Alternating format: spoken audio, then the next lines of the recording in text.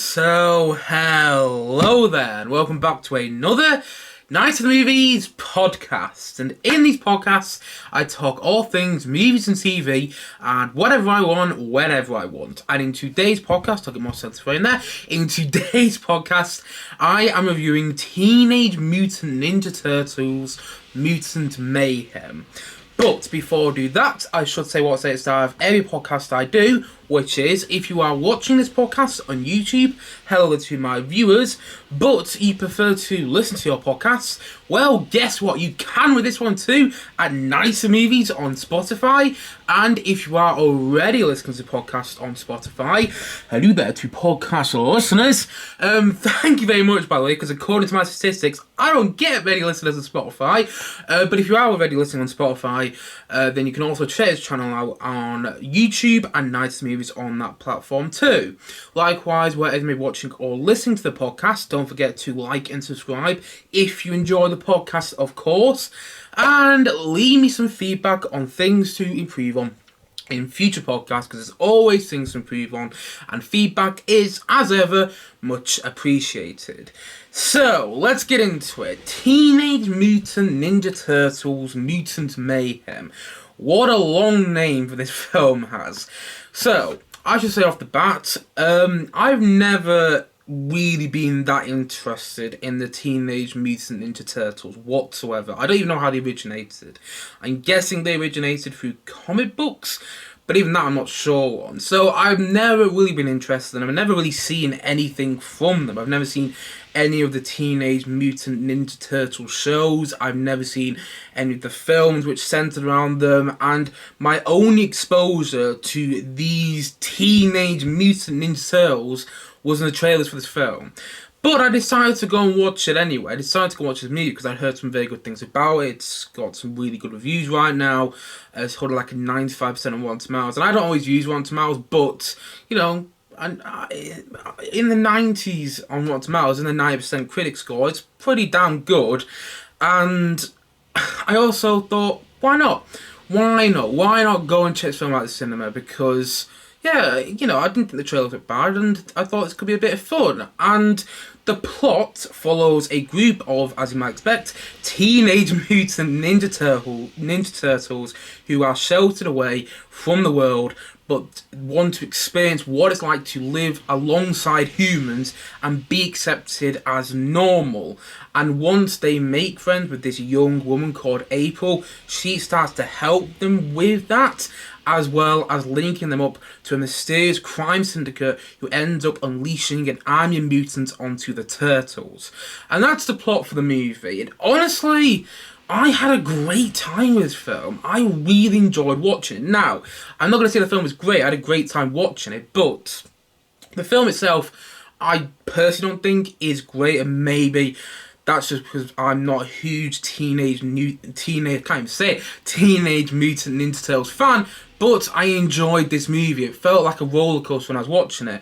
And, you know, I love roller coasters. I love going to theme parks. I love Alton Towers. I love Legoland. I love theme parks. And so, when I went into this movie and when it started to play, it started to feel like a roller coaster. I really started to get into it. It felt like Teenage Mutant Ninja Turtles, Mutant Mayhem, the ride. And I mean that in the best way possible. And I love the themes of the film. You know, it's about outsiders. It's about, you know, don't judge a book by its cover, and all those sort of ideas. These ideas of found family. I love how they are embedded into the story of this film, and I really enjoy the dynamic between the Turtles, and I thought the animation as well was just great. It was colourful, it was vibrant, and it reminded me of the animation from the Spider-Verse films you've had recently, you know, Spider-Man Into the Spider-Verse in 2018, and then Spider-Man Across the Spider-Verse, which came out early this year. And it also reminded me of the animation more so in Puss in Boots 2: The Last Wish, which came out early this year in the UK.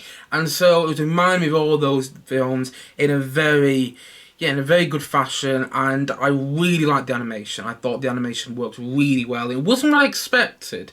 It's more, and I know this might sound a bit weird, but it's more comic book-like animation than, say, the animation in the Spider-Verse films. I actually think the Spider-Verse animation looks less comic book-y than this, but that still doesn't mean I didn't like the animation. It was a bit of a weird thing, that Spider-Verse, you're watching those movies, it literally feels like you're flicking through the page of a comic book, and in the best way possible, and in this movie you felt that as well, and I didn't expect that from it, but I really liked that about it. I also thought that the voice cast did a really good job. You've got the likes of a lot of famous people doing supporting voiceover roles. Like, I didn't even realise that Jackie Chan does the voice of the father of the Teenage Mutant Ninja Turtles, who is this rat in the film. I didn't even realise it was him until the credits. I was like, Jackie Chan did a voice of one of those characters, and then I looked up after and I was like, oh, that is perfect. That is perfect that he voiced that character in this movie, because the character is meant to be very good with martial arts and all that sort of stuff. And, if you know Jackie Chan's filmography, he's got a lot of experience with that. So, it's a bit of an inside joke, and I really like the casting of him in that role. And I didn't realise it was him. Until the credits of the movie. And we also have the likes of Ice Cube, John Cena. I didn't realise John Cena was doing a voice role in this film. And, I've been bashing John Cena a bit recently. I don't think John Cena is a great actor, but I didn't realise I was doing a voiceover in this movie. So maybe John Cena is a better voice actor than he is on-screen actor. I don't know. Maybe not. But I didn't realise he did voice in this film until the credits. Paul Rudd, everyone's favourite Ant-Man, who I particularly love, by the way. And what's that film with Jason Segel? I Love You, Man. That was a great movie, by the way. But yes, I didn't realise Paul Rudd did a voice in this film until the credits. And yet, when I think about it, I was like, oh yeah, of course he was that character where Paul Rudd does the voice. Rose Byrne, who has worked a lot with Seth Rogen, and Seth Rogen is producing this film, so that makes sense. Rose Byrne is one of the voices of one of the villain mutants, one of the antagonist mutants, and she's really funny in it. And Seth Rogen does one of the voices. He does a voice for Rhino, I think. And Seth Rogen, as I've already mentioned, is a producer on this film, so that was expected. And I'm gonna really mess up the pronunciation of her name now, but Ayo Aderbri, I think that's how I pronounce her name. Apologies if not, I think that's almost definitely wrong. She's one of the main stars of The Bear, which is my favourite TV show. Well, one of my favourite TV shows on TV right now. And she did the voice of April, who becomes friends with these turtles in the film. And she is great too, but I really loved the voice cast and how there was this great chemistry between the voice cast who voice the turtles in this movie. I really believed in their relationships, and I think a lot of that is down to the voice cast, and it's down to the dynamic as well. I don't know how they did that. I don't know how they made that all work, because when you're doing these voice recordings, you're often doing it singularly, you're doing it separately from whoever else is in the movie. You don't actually meet the other side of the film until the press junket. That's what it seems like. That's what I gathered from seeing interviews of people, doing press for animated movies. And so, I don't know how they made that dynamic work with the actors who voiced the turtles. But the thing is, though, it did work in this movie, and it works really well. And I also really enjoyed the needle drops too. A lot of great songs in here, and I love the way they're used. I must say, I found the score to be a bit absent. I couldn't really tell when the musical score was used in the film. And apparently, this film was a musical score by Trent Reznor and Atticus Ross, who are two of the best composers working in the business right now. But I couldn't really tell when that score came into fruition. For the most part, I honestly thought it was just needle drops throughout this movie. And I'm not saying that's a bad thing. I don't know. Maybe they made music of the film that was kind of, verging on and taking ideas from other famous songs in the past, but I don't know that. I just don't know. And so, I thought the score was a bit absent from Trent Reznor and Atticus Ross, but I did like the way the music was used nonetheless. And you know what? It was such a really fun film, and that's come from somebody who is not a Teenage Mutant Ninja Turtles fan. I didn't expect it to be as fun as it was, and it feels original in part and creative, and it was a really nice coming-of-age story as well. Something I didn't expect to get from this movie. I went into it wanting to have a good time, and I also went into it kind of expecting to dislike it, but then I ended up coming out of the movie and really enjoying it, really liking it, and also feeling a bit moved by it as well. It's a touching film, you know, in the way that you want from a coming of age movie. There's some really touching moments which were affected quite early on in the film, like when you see the father find these turtles when they were all really young. I was almost in tears, and that was like 20 minutes into the movie. That's like 20 minutes into the film, and I couldn't believe how moving and emotional it already gotten. There are some negatives out of the movie, and I didn't love it. I didn't love this film, like I've already mentioned. I didn't think it was great, and one of the reasons I didn't think it was great is because I do think the story is a bit predictable. It's not got a particularly, you know, unique and unexpected story. You can see where things are going from a mile away. It's also a funny film, in part. There's some jokes which really work, and I was laughing quite a lot in the cinema. But there's also some jokes which fall flat. But, you know, the fact that I was laughing quite a lot in the cinema, I suppose it's more of a perk than a negative. But there are some jokes which, as similar to the plot, are a bit predictable, and you can see where the joke's coming from a mile away. I don't think they all totally worked, but I did enjoy the humour for the most part. And also, I did think at times that the film, particularly its third act, was losing me a bit. It wasn't quite as engaging as I wanted to be. The third act, I was sitting there and I didn't feel quite into it as I was for the rest of the movie. I didn't really get into the fight in the third act too much. But saying that though, the film has like an hour and 39-minute runtime. I think that's actually the exact runtime of the film. I think it's an hour and 39 minutes, and that runtime just flew by. Honestly, it was over before I knew it, and you know, it's just over 90 minutes, and it felt more like 90 minutes. It was just in, you're out, and you get involved in everything. And when a 90-minute movie is, you know, really fun to watch, then you can have a great experience with it, as I did with this film. Would I recommend you go and watch it in the cinema? Probably not. I didn't need to see this film in the cinema. I have an Odeon Limitless Pass, which means I can go watch virtually any film in the cinema. You know, I just have to pay £20 a month. So that's where I go to watch all these films at the cinema. But if if you're not as fortunate as me in that department, and you have to pay every time you go to the cinema, which, you know, most people do. I know I'm quite fortunate in that situation. So I wouldn't recommend you go and watch it in the cinema. In fact, I'd recommend you wait for it to go on streaming, because I think you'll actually have a better time with it. Because if you go to the cinema to watch it, I think your expectations will be at a certain level, and I don't think expectations will be entirely met. And I think you have better experience watching, say, the likes of Oppenheimer or Talk to Me. Didn't think I'd mention the A24 horror movie Talk to Me in my review of Teenage Mutant Ninja Turtles Mutant Mayhem, but there we go. But I think I'll have a better time watching those films in the cinema than this one. But as I mentioned, watch it on a stream, because I think you get a good time out there. I mean, I feel a bit bad saying that you should wait for this film to come out on streaming though, because tell you what, I want this film to get a sequel, and I don't know if it's going to. It's coming out late July, early August, and the thing is, a lot of people are on holiday right now, and a lot of people aren't going to cinema. And you know, I was in a cinema. Well, actually, I should change that. A lot of people are going to cinema, but a lot of people are going to cinema to watch the likes of Oppenheimer and Barbie, and maybe not this. And I was in a cinema all by myself, and I expected at least kids and a family, just one family at the very least, to be in the cinema with me, so I could hear what their experience was like too. But I didn't have that. You know, I was all by myself in the cinema, and you know, I enjoyed that. I kind of enjoyed that, but I also, I was surprised by the fact that there was no one else in my screening, and it wasn't like it was a super early screening either. I was watching it at 11 o'clock in the morning. That's not super early.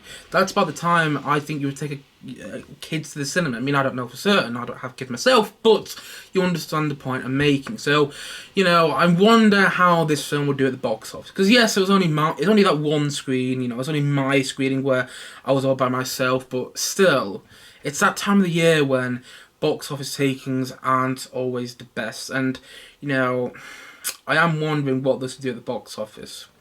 You know, maybe it'll do well, maybe it won't. But I'm wondering whether we'll get a sequel. And I hope we do get a sequel or a continuation of the story in some kind of way. Because the film has a post-credit scene. Well, it has a mid-credit scene. I don't know if it has a post-credit scene. I didn't say to the very end of the credits because I had to go out and get a buzz. But it has a mid-credit scene, which I really liked, and it sets up something for the future. So I hope we get some continuation of this story. I would like that, but at the same time, no, I'm not gonna count my chickens. You know, I'm not gonna be waiting for that announcement. You know, because I don't know if it's gonna come. But saying all that though, this film was far better than I expected to be. As already mentioned, I have virtually no interest in the Teenage Mutant Ninja Turtles whatsoever, and yet I enjoyed this film. I think that says a lot. For somebody like me who literally didn't know anything about these characters before going into this film, I had a good time with it. Did I have a great time? Yeah, I did have a great time. Is it a great film though? No, it's not a great film in my opinion, but I think it's worth a watch on streaming. And I don't mean that in a negative way. I genuinely mean that if you watch on the streamer, I think you'll get a good time out of it. And also, I think it's a good family movie. You know, I could see a family sitting down to watch this film. And, you know, yes, it's a film primarily targeted at kids. And I can see them getting a lot out of it. I can see them getting a lot out of it. But I can also see people my age getting a lot out of it as well, because, well, I did, you know, and, yeah, I really liked it. I had a good time in this film, and I was surprised by how much I did, and I know I said before, but I'm going to say it again, because I'm telling you, I don't care about Teenage Mutant Ninja Turtles, and yet I cared about them in this film. I cared about them a lot. In fact, when they were on screen, when the Teenage Mutant Ninja Turtles were on screen, I wasn't that engaged in the movie, but they are on screen for about 90% of the film, and when they were on screen, I was fully engaged, getting into it, and I really loved how this film did those characters. Yeah. It put the teenage in Teenage Mutant Ninja Turtles. I heard another reviewer say that. I heard another reviewer called Sean Chandler on YouTube say that, so I'm not going to take credit for that, but he really got it spot on. It put the teenage in Teenage Mutant Ninja Turtles, and it's a, what have I put down here? It's a colourfully vibrant roller coaster, and that is why I liked it overall. And so, all in all, I'm going to say that Teenage Mutant Ninja Turtles Mutant Mayhem, yeah, I'm going to say it's a 7 out of 10. Really glad that I had a good time with this one, because I was expecting to dislike it. Like, I go into every movie at the cinema wanting to love it, because I go to the cinema to watch these films. I go out my way to watch them at the cinema. I want to love it. I want to come out of it raving about it, and yet sometimes I don't, and I went to this movie tempering my expectations, going, you know, there's a good chance you may not like this one, but I did. I had a good time with it, and yeah, some really good voice acting, not only from the main cast, but also from the supporting cast as well, which I didn't recognise some famous voice actors, some famous actors doing the voiceover roles in this film. Some really great animation, which reminded me of the animation in the likes of the Spider-Verse films and Puss in Boots: The Last Wish, and in a really good way. And it's also an emotional film. It is an emotional film at times, which I didn't expect either. Yeah, it's a really good film, which is saying a lot from someone like me. And so, as already said, I'm going to say one more time, it's a colourfully vibrant roller coaster, and that is why I ultimately enjoyed this film. And so, all in all, I'm going to say that Teenage Mutant Ninja Turtles Mutant Mayhem is a 7 out of 10 from me.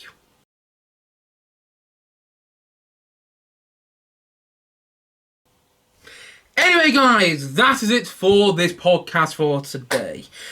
Whoo, yes, I'm feeling very tired right now, so I don't know how this podcast has turned out, but hopefully it's been fun to watch or listen to. You know, hopefully it's been fun to watch and or listen to. And thank you, as always, for watching or listening, whichever you've been doing, because honestly, that means a lot to me, because I don't always get the most views and the most listeners, so yeah, it really does mean a lot to me. So thank you if you have been watching or listening. I don't know what I'm saying right now, but look forward to many more podcasts coming very soon on this channel. And if you haven't yet, please do click down below and like, subscribe on this podcast. And I suppose this is it. So I will see you guys again soon. But bye for now.